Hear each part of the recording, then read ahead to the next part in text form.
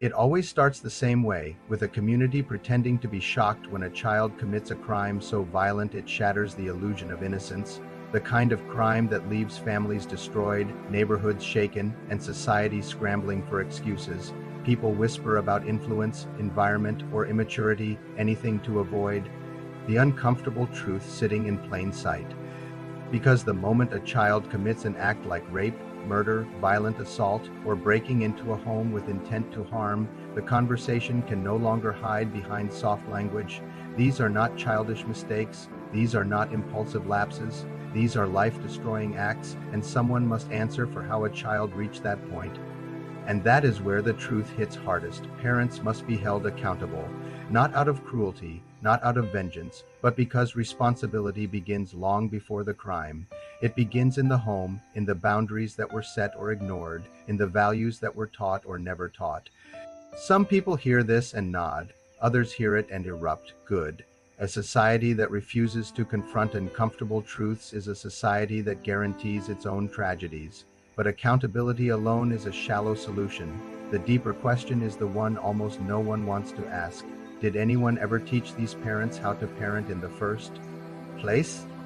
Many adults today were raised in chaos. They grew up without structure, without emotional stability, without guidance. They were never taught how to set boundaries, how to discipline with love, how to recognize warning signs, how to communicate with their children, or how to ask for help before everything spirals. They are not malicious. They are lost. They are repeating the only blueprint they ever knew. If society demands accountability without offering support, it is not solving the problem, it is manufacturing a new one. A responsible system does not just punish, a responsible system prevents. Children do not become violent in a vacuum. They absorb the emotional climate of their home, the behavior they witness, the boundaries they are given, the chaos or stability around them, the values they are taught or denied. Communities reflect this. Some neighborhoods are calm because the families are stable, others are chaotic because the families are chaotic. This is not about money, privilege, or politics. It is about how children are raised. So when a child commits a violent crime, the environment that shaped them must be examined.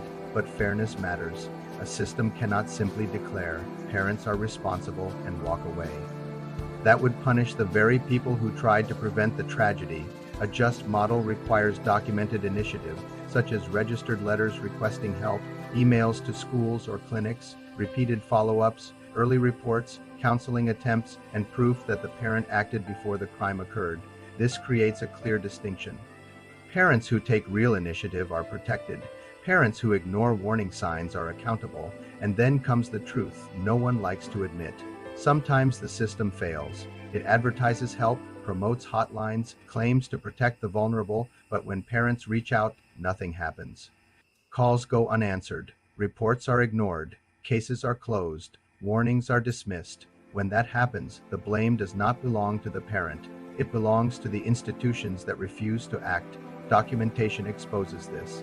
It shows the parent tried, the system ignored them, and the tragedy was preventable. A just society does not punish parents for institutional negligence. Still, there are crimes so severe that excuses cannot be allowed to soften the reality. Influence, ideology, or upbringing may explain the background, but they do not erase the harm. When a child commits a violent act, society must examine what values they were taught, what behaviors were ignored, what ideology they absorbed, whether the parents acted early, and whether the system responded. This is not about vengeance. It is about prevention.